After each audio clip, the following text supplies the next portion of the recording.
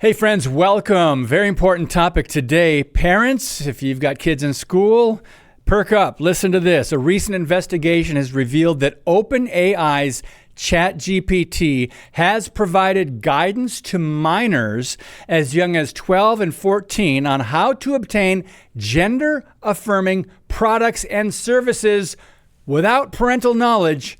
That's next. Welcome to Worldview Matters, discussing controversial issues, discerning current events, defending biblical Christianity. No topic off limits. And now, here's your host, David Fiorazzo. All right, family in Christ, this is a very important topic. We've got Sherry Few back with us. She is the president and founder of United States Parents Involved in Education. It's USPIE.org. Very important website you're going to need to know, USPIE.org. Sherry, welcome back to Worldview Matters. Good to see you. Thank you, David. I appreciate you having me back on. Yes, good to hear from you again and get an update on some of this. I don't know whether to shake my head or scratch my head or just throw something against the wall when I hear stories like this. But before we get into that and what's going on, you've got a new podcast called Unmasking Government Schools with Sherry Few. How can people watch it and listen to it? Tell us about it. Hey, so I appreciate you bringing that up. Yes, our podcast began in January, so it is fairly new. And you can go to our website, which you mentioned earlier is USPIE, that's USPIE.org. And you can find it on the podcast tab, and you can listen through podcasts, Apple Podcasts, Spotify, or YouTube. So we have some really exciting, troubling, though, guests on the show, some really high-profile issues that are affecting parents and children across the country. And what's so sad about this is there is so much material to cover that it's just never ending with the drama we're seeing. And really, quite frankly, David, it's evil that's happening in government schools. And that's what we discuss on the podcast. Yes, agree. It is evil. So what would you say, I wasn't planning on asking you this, but what would you say to some people that might lean a little naive, thinking that because the Trump administration is doing some great things and they're trying to, quote, dismantle or restructure the Department of Education, there's not as much to worry about then. Schools are doing better, they're more safe, and they don't realize how deeply entrenched the evil, the radical ideologies are. How do you respond to someone like that? Well, I think that's a valid concern. There are many people that have become complacent because the President Trump has issued several executive orders. He's taken action. But the problem is the liberal leftists and the educrats, as I like to call them, have doubled down, and they are just entrenched, and they're finding ways around the executive orders. They're defying executive orders. We've seen news stories, of course, in higher ed where the president threatened to withhold funding, and California, in response, filed a lawsuit against the federal government. And so there's a battle going on. And, the battle has been raging for some time, but it is ongoing, and they're not giving in. They're finding, like I said, ways around the executive orders, the laws. They are outright violating federal law. And until there's some real adjudication of these issues, I think it will continue. And parents need to remain ever vigilant if they have their children in government schools especially. Thank you, Sherry. I want to mention your Facebook page as well. People can connect with you in many different ways. That is another place you can look up United States Parents Involved in Education on Facebook. I just typed in USPIE and it came right up in the search.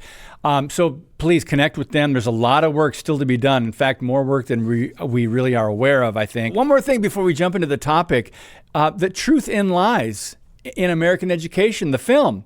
Last time we had you on, we talked about that. I think you can get DVDs now. Tell us about that briefly when I give the website truthandliesfilm.us. That's truthandliesfilm.us. So Sherry, tell us about that. Okay, so it's another good resource for parents who have children in government schools or even grandparents that might be concerned about their grandchildren. It is an expose, and it's very relevant today. Everything that's discussed in this film is happening in classrooms across America. A lot of people that live in quote unquote red states, like the one where I live in South Carolina, think it's not happening in their schools, not in their backyard, but it's absolutely happening everywhere. So, we discuss things like critical theories, LGBTQ agenda, the fake history that's being taught. What's being taught in government schools today is sheer indoctrination, and they've just totally escaped the basics, teaching children how to read, write, and do math. And we see all across the country, scores have just plummeted. The national scores, I think the latest data shows that 40% of fourth graders are below basic. So they're not even basic. They're on the lowest rung. 40% of children in fourth grade are struggling with reading. So they've abandoned academics for indoctrination. The film lays it all out. It's a great resource. You gave the website, but you can also find it easily at our website, USPIE.org. There is a tab there for the film as well, where they can access it. They can either stream it or purchase the DVD. So it seems like American education, the public schools are bottoming out when it comes to results and test scores. And it's a head scratcher, Sherry, because they always get more money and they seem to say more money is the answer, more money for the teachers unions. But back in, I think it was like 1979, we were leading the world, in so many different categories. And then the U.S. Department of Education came on the scene. But that's for another podcast. Let's jump into the topic today. And I want to just reiterate what I said at the very beginning, where a recent investigation, this was done by the Daily Wire, revealed that OpenAI's ChatGPT provided guidance to minors as young as 12 on how to obtain gender-affirming products and services without parental knowledge. Specifically, it directed a hypothetical 12-year-old to activist groups offering free chest binders, explained how to purchase and ship them using prepaid cards and a trusted adult's address, and even offered tips on measuring and writing letters, requesting support, and it goes on. But Sherry, tell us about this, because this is just another thing with technology today that parents have to be concerned about, isn't it? It is. And this is a very serious concern because we know there's a lot of talk about AI and the advancements of AI. And we know that it's going to be a big part of education going forward. So this, children can access this obviously with any device. They don't have to access it through school. But we know, again, that schools are going to be adopting AI as a tool in learning. Our organization doesn't think that technology is such a wonderful thing for children in education. We think that it was a huge mistake, 15 or 20 years ago when they decided that every child needed to have a laptop or a Chromebook. And we knew then, and even today, it's the medical community says that children should limit their screen time, and they have altered their opinion. The medical community they usually defend the liberal agenda. So they used to say that 2.5 hours should be the limit of all screen time for children. But then once they recognize that in education they're on their screen time all day long, they had to modify that. So now they're saying that you should only get 2.5 hours outside of the classroom. So it's absurd to think that it's okay to be on screens all day for 8 hours a day during school. And then, nearly every child has a phone. They have access to screen time constantly. It's not good for children, for their mental health, for their physical development. It's bad in all sorts of ways. So technology in general, we think, is a mistake in the classroom. We really believe that K through 8 children should have books and paper and pencil and not be online. In fact, most education now is online, and teachers are relegated as facilitators. Teachers are always wanting higher pay and all of these things, but they're not even teaching anymore. Basically, in so many ways, they're relying on online platforms and programs, and parents don't have a clue what's in these programs.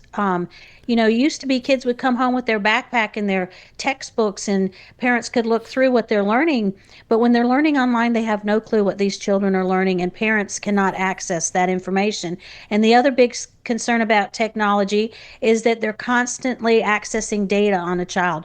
In their pre and post tests, they're asking personal questions about them and their family, whether they have guns in the home, whether their parents drink alcohol, all sorts of things that are none of their business. And data collection is a big concern about technology. But with AI, it's especially dangerous. And we know, the example you provided from the Daily Wire, that did this investigation, it's just unfathomable that they are telling 12-year-old children, you can get advice even on surgery and hormone therapy without parental consent. They show them how to do it discreetly, how to even receive free products from them and mail it to a safe person's address, avoiding their parents. It is just unconscionable that this company thinks it's okay to do that. And of course, I'm sure they would deny it, but that's why it was so important. This investigation went in pretending to be a 12-year-old because they said, you have to have parental consent or something like that on the website. But then when you actually went and did it, it was not true. So the other thing about AI that's really a concern, David, there was a study that was put out by MIT. It was published not long ago, and it found that they had separate groups that they tested. There were children that used the traditional methods of learning and writing essays, and then they had children on GPT chat. And so the children that were on GPT chat, they studied their brains, and they found consistently that they underperformed the other groups. And eventually they just ended up copying and pasting. And the author of this study, who really believes in this technology, and this is her area of expertise, she was so concerned about the findings that she published the conclusions of the report before it's actually peer reviewed, because she's so concerned about the advancement of AI in education. She's even quoted saying she's concerned that some policymaker will come up with GPT chat for kindergartens, and she says for younger students in particular, it's very troubling because they have developing brains. And so if they're not using their brains, if they're being lazy and just using AI, their brain will not develop correctly. And so this AI thing is really a big concern. Parents need to be concerned and need to be speaking out about this and do their own research and understand that all of this technology is very harmful to children, and especially if this AI gets into the classroom, kids' brains will be affected in their development. Yeah, parents, please, even if you think you are being diligent, be even more diligent with all that's coming at the kids now today. Sherry, we're going to take a brief pause in a minute, but you mentioned data collection. I work for an organization, Freedom Project Media, Freedom Project Academy, 15 years ago in 2010, when Common Core was being rolled out. There was something in there about collecting data with either, little cameras in the classroom or something, that we were concerned about that back then. So now it's even more concerning. But before we pause here with Sherry Few, one of the reasons we are concerned even more about this is many staff members and teachers of school districts across the country have been keeping students' gender transitions or preferred pronouns a secret from the students' parents. So now enter AI, ChatGPT, and there are other ways that kids can find how to do this. So this is why we have programs like this. I hope you share it. We'll be right back on Worldview Matters. Today's show is brought to you by Harbinger's Daily, world news biblically understood. Stay informed at harbingersdaily.com.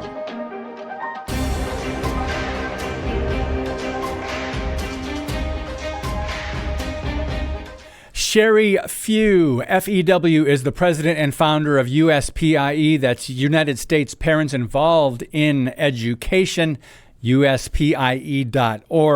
It's great to have her back on the podcast. If you missed the first one we did with her, you can go to worldviewmatters.tv, and in the upper right, there's a search, the magnifying glass. Just type in Sherry Few. So Sherry, the AI even recommended YouTube channels with graphic reviews of prosthetics, promoted further medical transition options like hormone therapy and surgery via organizations such as WPATH and Gender GP. Stop right there. What is WPATH and Gender GP? Well, I'm not going to have the answer to that, unfortunately. I didn't look at what that was, but I can imagine from the context that these are LGBTQ organizations that support children who feel as though they're in the wrong body, as they like to say. And so there are several organizations like that. So they're referring them to these websites so that they can access medical information. So it's referring them literally to access hormone therapy and surgeries and the like. And so, yes, and this is happening, as you mentioned before you went to the break.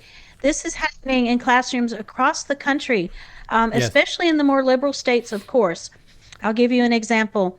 In Rhode Island, and I interviewed on my podcast a gentleman who's involved with a lawsuit. They're calling it the Jane Doe case because the mother, in fear of reprisal, is not identifying herself, but they have filed a lawsuit against their state Department of Education in Rhode Island for guidance that required the schools to keep this information from parents.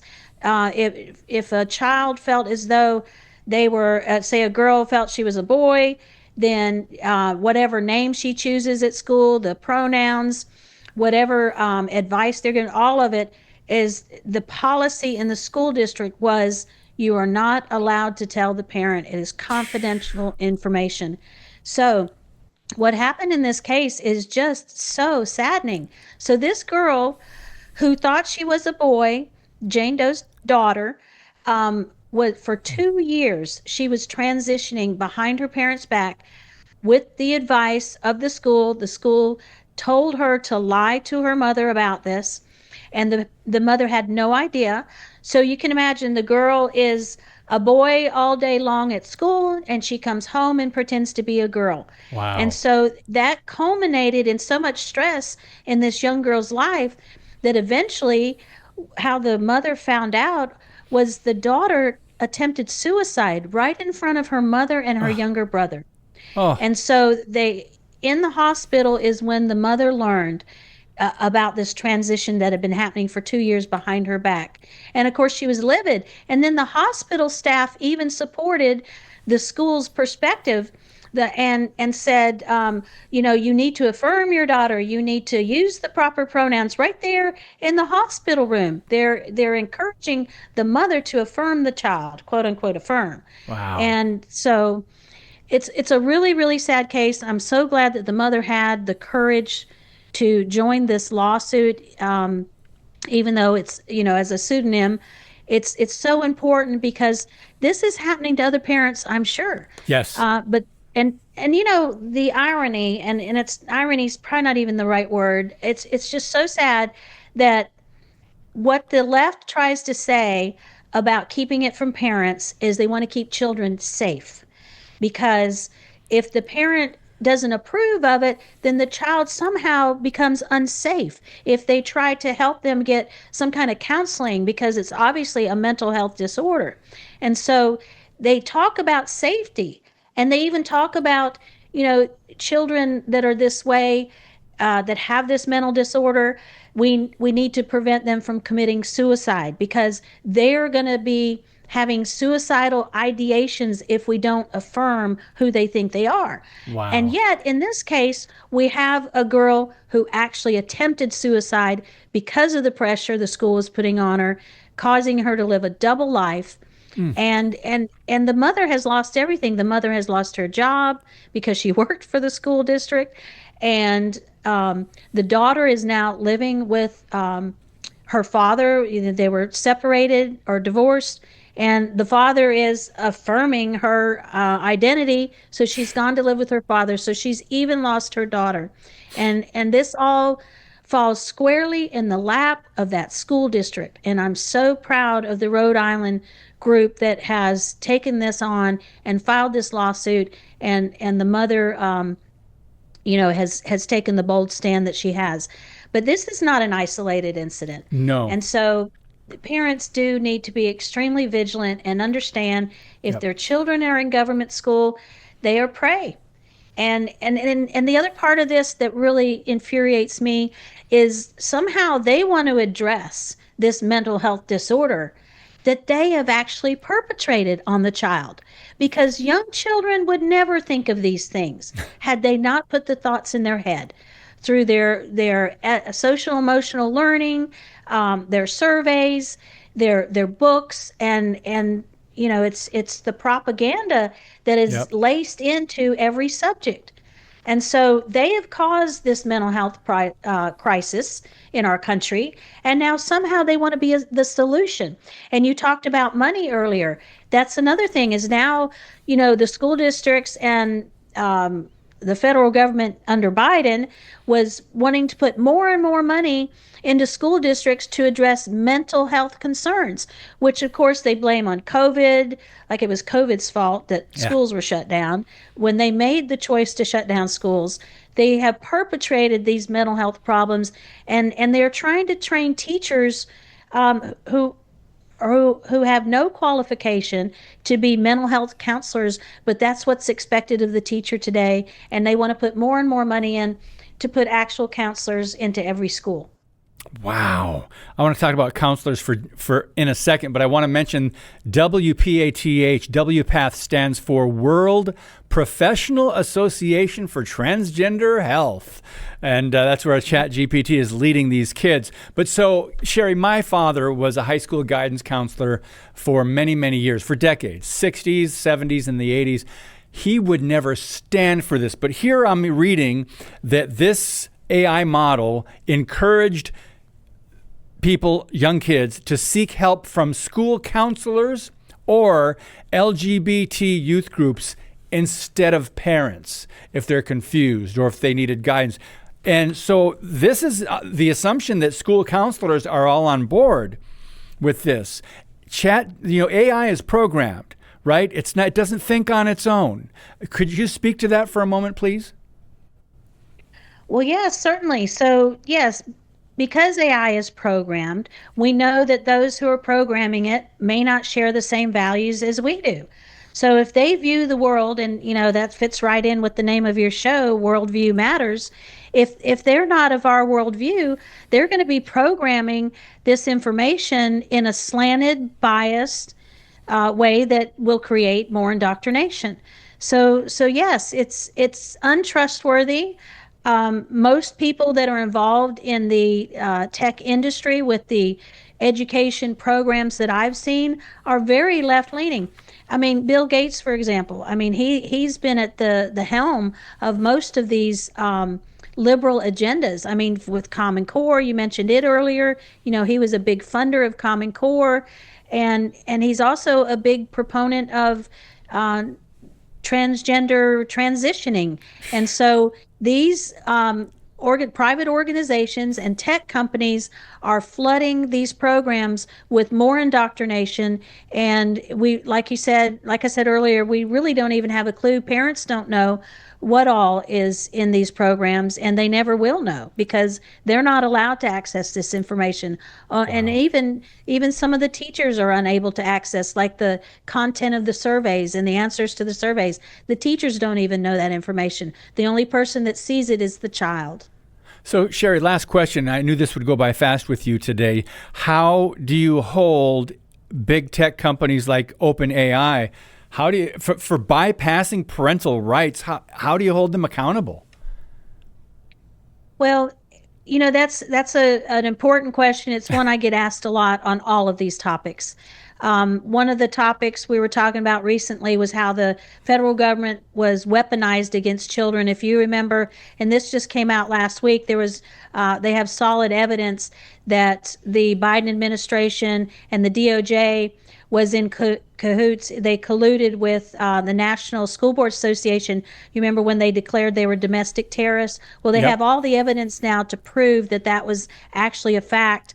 And so when I'm talking about this topic, and people want to know, well, how are we going to rectify this? All of these parents were harmed. Where is the justice in this? So it has to be adjudicated. These things, people have to be charged with crimes and prosecuted, and that's the only way they're going to be able to put a stop to this. So thank God we have Donald Trump in the White House and Pam Bondi in the Department of Justice, and we've seen them already take action against universities, against the universities, allowing boys to compete in girls' sports. So we're hoping that we're going to see more and more action like this, and even in this situation where they're going to hold these individuals accountable for usurping the parental rights to direct the upbringing of their children. So really quick, we got a minute left. There's a blog over on your website. Biden DOJ sought federal hook to go after parents as domestic terrorists.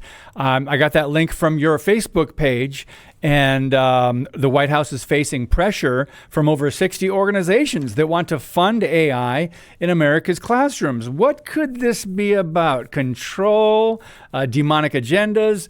Yes, yes, and yes. So, Sherry, thank you for all your work. I want to give the website again, USPIE.org. Also, friends, check out the film Truth and Lies in American Education. Sherry, we appreciate all the work you do. Lord willing, we'll do this again. Thanks for your time today. Again, there's a lot of information to cover, but it's a warning to parents. Keep doing what you're doing. Thank you so much, and God bless you. All right. Thank you, David. You're most welcome. So great to talk about this, but it's not like I enjoy it, but it has to be discussed because a lot of parents really don't know how deep this goes and what's happening right at their own local school. Friends, God bless you. Thanks for sharing the podcast. And as always, keep speaking the truth about things that matter.